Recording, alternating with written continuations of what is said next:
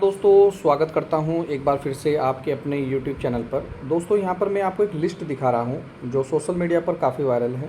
ये जितनी भी लिस्ट देख रहे हैं मैं आपको पहले बता दूं, ये 2364 पद जो अभी हाल ही में वैकेंसीज निकली थी फरवरी में, उसमें शायद आपको याद हो कि उसमें चतुर्थ श्रेणी परिचालक और स्वैच्छिक पदों पर भर्ती निकली थी और उसी से संबंधित ये वीडियो है। और जो आप लिस्ट देख रहे हैं दोस्तों, ये भी चतुर्थ श्रेणी कर्मचारी हैं।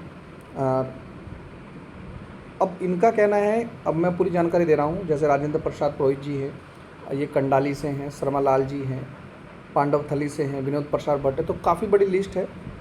और ये देखिए त्रिभुवन चौहान जी ने भी इनका मुद्दा उठाया है। ये क्या मामला है पूरी मैं जानकारी दे रहा हूँ क्योंकि चतुर्थ श्रेणी भर्ती से रिलेटेड मामला है।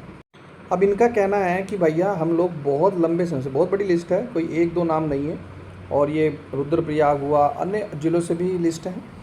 और उनका कहना है साफ साफ कि हम इतने सालों से जो राजकीय इंटर कॉलेज हैं हम सेवा दे रहे हैं, कार्य कर रहे हैं, और ऐसे में सरकार क्या कर रही है, भर्ती निकाल रही है प्रयाग पोर्टल के माध्यम से, आउटसोर्सिंग के माध्यम से। तो हमारी भर्ती पर हमें क्या हो जाएगा, खतरा हो जाएगा कि ऐसा ना हो कि हम हट जाएं। दूसरा इनका ये कहना है कि सरकार जो भर्ती अब कह रही है कि प्रधानाचार्य के द्वारा नियुक्ति की जाएगी, तो ऐसी स्थिति में उनको हटा दिया जाएगा और उनके स्थान पर कोई अन्य व्यक्ति आ जाएगा। कम से कम अनुभव को तो सम्मान मिलना चाहिए। जब उन्होंने 20 साल या 10 साल या 15 साल नौकरी की है तो उन्हीं को ही प्राथमिकता मिलनी चाहिए।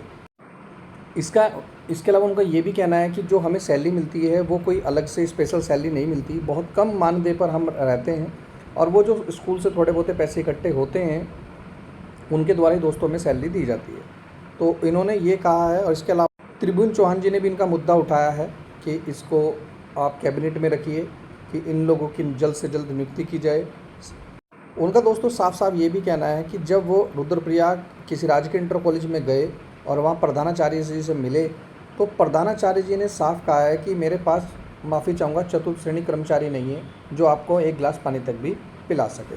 तो ये बात तो साफ़ है दोस्तों कि इतने लंबे समय से भर्ती नहीं हुई, और ये भी सही बात है कि स्कूल को, कॉलेजों को और कार्यालय को चतुर्थ श्रेणी कर्मचारी की नितांत आवश्यकता है।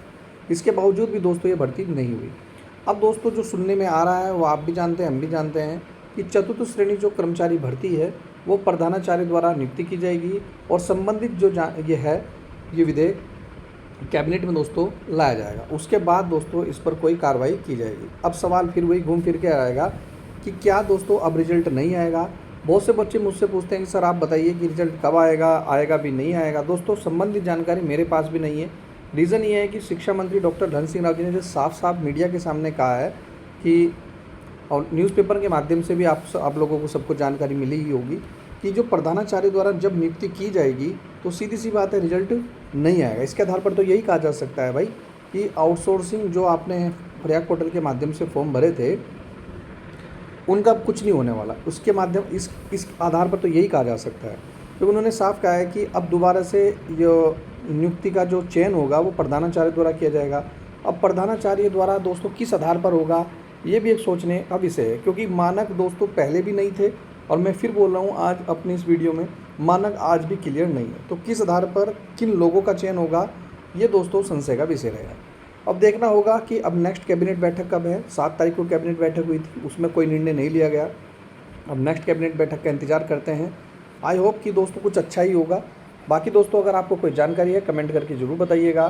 संबंधित जानकारी पर फिलहाल हमें भी कोई अपडेट नहीं है। हम भी दोस्तों प्रयास कर रहे हैं कि फटाफट दोस्तों रिजल्ट आ जाए या दोस्तों उसके मानक डिसाइडेड हो जाए, लेकिन दोस्तों अभी किसी प्रकार की कोई जानकारी नहीं है। सोशल मीडिया पर लोग जो कुछ भी बना रहे हैं वो ऑथेंटिक नहीं है।